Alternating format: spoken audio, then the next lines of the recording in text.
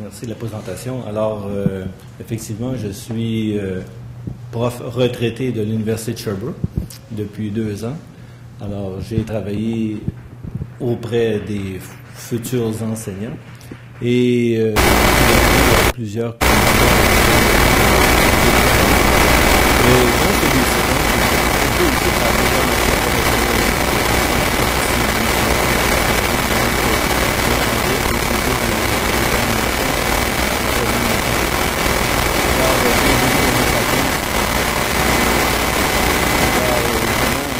c'est un clin d'œil que je fais en traitant de Homo numericus.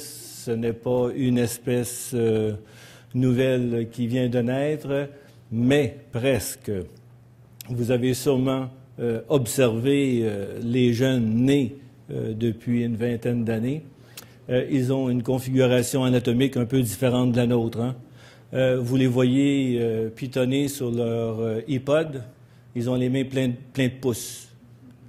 Moi, j'essaie, lorsque je mets des écouteurs, lorsque j'essaie d'entendre de la musique, ça dure 2 secondes, 3 secondes, ça tombe. Regardez un natif numérique, ça dure, il peut faire des roulades et tout se tient. Donc, morphologiquement parlant, je pense qu'il y a une différence. Au-delà de ces éléments,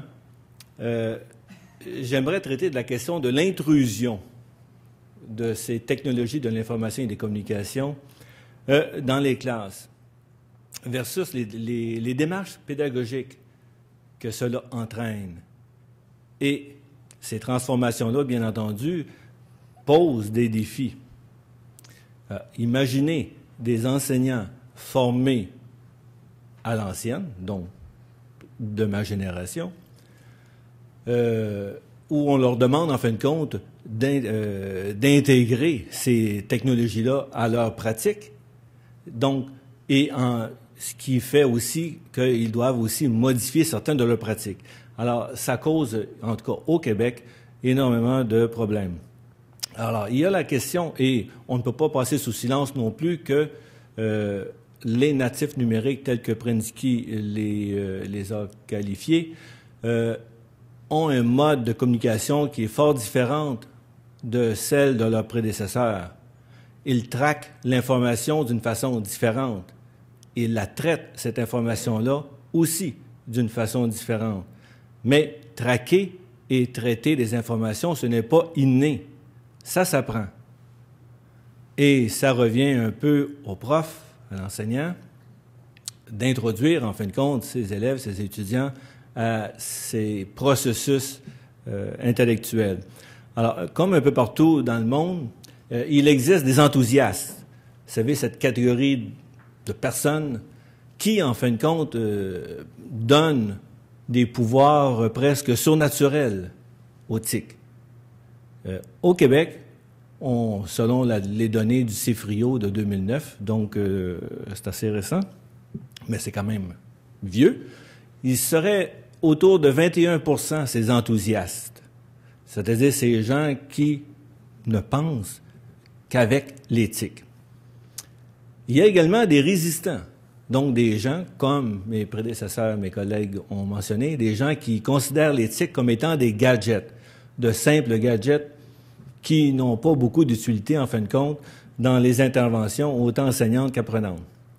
Et il y a également les indécis, c'est-à-dire ceux qui disent « oui, mais il va falloir investir du temps, il va falloir également se donner une formation, puisque un peu partout dans le monde, les gouvernements ne sont pas trop forts pour offrir de telles formations, donc on compte beaucoup sur l'auto-formation. » Alors, devant ces tableaux-là, on doit se demander, mais pourquoi s'énerver avec tout ça?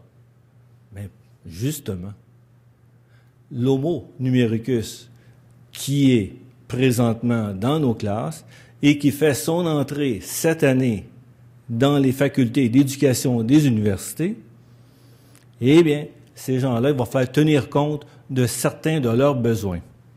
Et la question qu'on pourra toujours se poser aussi, qui doit s'adapter à qui?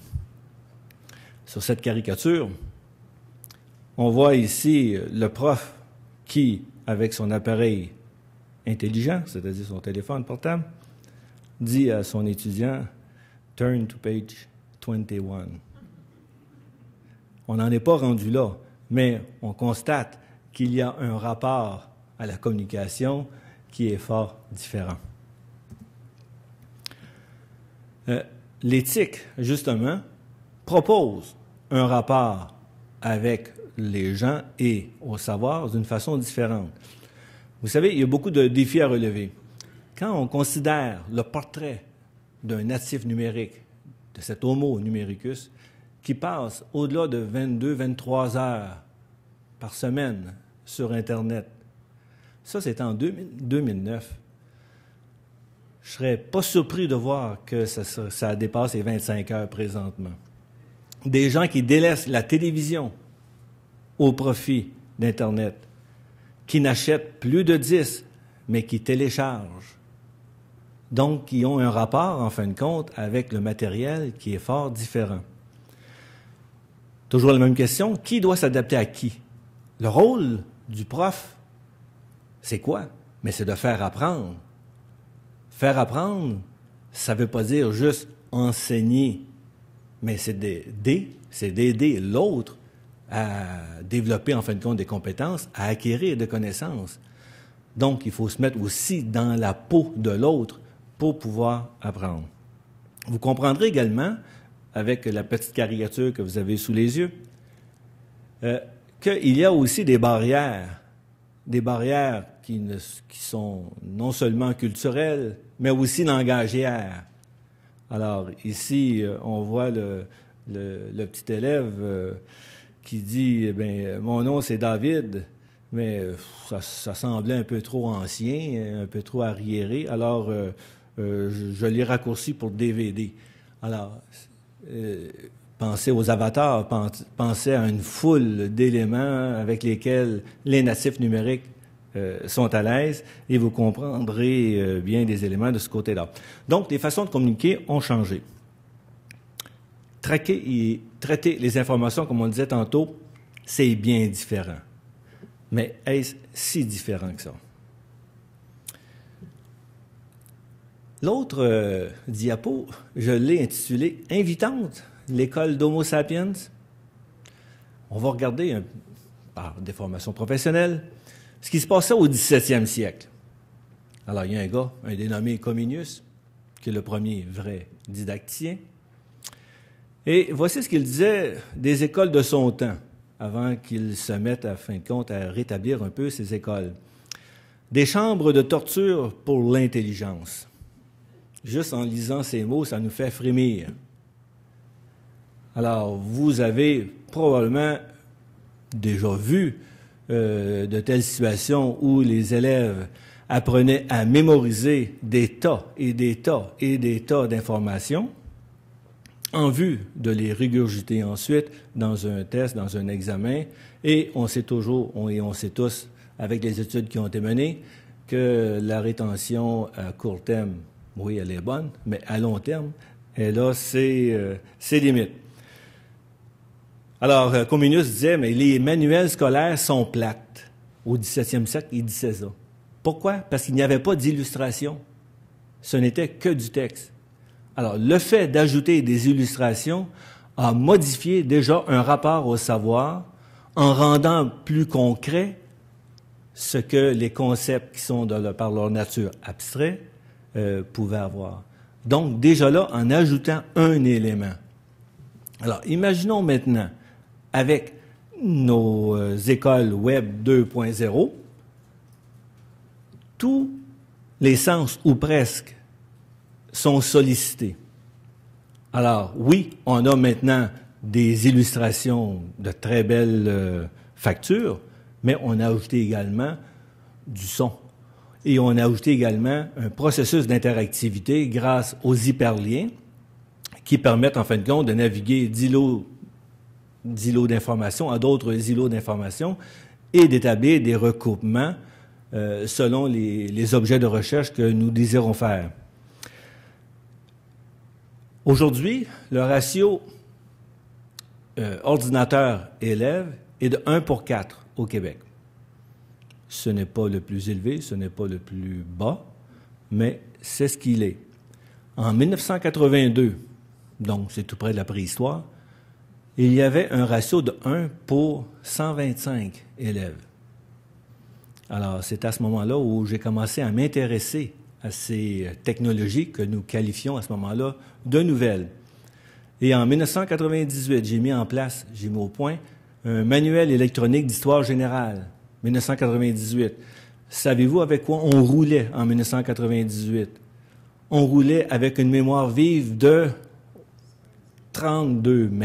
Oui, 16 MB, ça, on avait réussi à aller chercher un 32 MB. Et on roulait avec le fameux Windows 95 et sur Mac, on roulait sur Mac OS 6. C'est de la préhistoire. Mais on a réussi quand même à faire des choses intéressantes. Et ma thèse montre qu'à un moment donné, que les élèves qu'on pouvait qualifier de très faibles ont tellement aimé qu'ils ont doublé, en fin de compte, leurs résultats scolaires. Évidemment, il y avait l'effet de nouveauté dans tout ça, mais il y avait aussi l'effet où ils pouvaient s'approprier des savoirs à partir de missions qu'on leur proposait. Sur les deux illustrations ici, bon, vous avez d'une part à gauche une illustration du XVIIe siècle, tirée d'une des œuvres de Comenius. Alors, ils ont l'air à beaucoup s'amuser, les gens en haut à gauche. Vous voyez, ils sont rangés avec peu de moyens, et puis...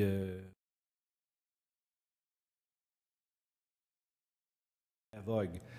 À droite, c'est la page titre, en fin de compte, du manuel électronique d'histoire générale que j'avais monté avec un groupe d'étudiants du BES, le bac en enseignement secondaire. Alors, qui était beaucoup plus interactif et beaucoup plus intéressant et très coloré. Il y avait aussi des vidéos, il y avait des échanges sur des forums également. Bon, et les universités maintenant. Les universités, on leur demande de s'adapter, évidemment, à de nouveaux outils. Mais je me demande si on leur demande de s'adapter à cette nouvelle clientèle qui est là. Et ici, je fais une parenthèse. Savez-vous combien d'étudiants dans le monde n'ont pas accès à des services universitaires? Donnez-moi un chiffre au hasard comme ça, et vous serez dans le champ. Des études montrent qu'il y a 450 millions d'étudiants qui n'ont pas accès, qui voudraient aller à l'université, mais qui n'y ont pas accès parce que nos universités, ce sont des édifices physiques en béton. Alors qu'avec les technologies, on pourrait aller beaucoup plus loin que ce que nous faisons présentement. Savez-vous combien le gouvernement du Québec, qui est un tout petit gouvernement dans le monde, comment est-ce qu'il investit annuellement pour l'achat de manuels imprimés, encore de nos jours? Entre 40 et 50 millions de dollars. Évidemment, ça fait saliver les éditeurs, mais on se demande aussi où est-ce qu'on s'en va avec de tels achats, en fin de compte. Et sans compter les cahiers d'exercice que les parents doivent acheter annuellement pour leur rejeton, ce qui doit frôler les 40 millions également. Et ça, ce n'est qu'au Québec. Alors, à l'Université de Sherbrooke, on a décidé, en 2005, de mettre en ligne un programme de formation continue. Donc, pour des gens qui étaient déjà agréés enseignants, et aussi pour une clientèle qui voulait enseigner, mais qui n'avait pas les prérequis nécessaires en pédagogie ou en didactique, mais qui détenait un bac disciplinaire.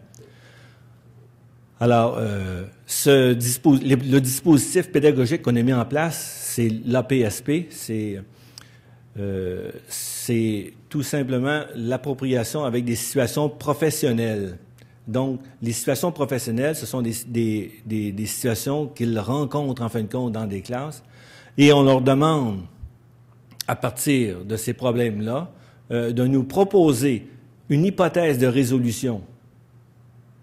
Alors, imaginez, là, une classe de maîtrise qui comporte entre 24 et 30 enseignants en exercice, à qui on propose, en fin de compte, des problèmes de nature très, très didactique et pédagogique, Et on leur demande de nous offrir des hypothèses. Ça, ils sont obligés de formuler des hypothèses. Et on leur demande également de critiquer 4 à 5 de ces hypothèses-là. Là, c'est une autre paire de manches. Il faut que ça soit appuyé également. Et ensuite, on demande aux gens de répondre à ces critiques. Ça, c'est pas facile. Oui, j'accepte telle critique pour telle raison. Non, je refuse, en fin de compte, telle ou telle critique pour telle ou telle raison. Et en dernier lieu, on demande ensuite aux étudiants, qui sont des enseignants, de formuler une version finale, en fin de compte, de leur hypothèse. Alors, ces échanges ont donné des résultats vraiment intéressants. Et on le voit chaque année lorsqu'on leur demande, en fin de compte, une appréciation sur ce qu'ils ont fait comme travail. Et ils en sont, pour la très grande majorité, très enchantés.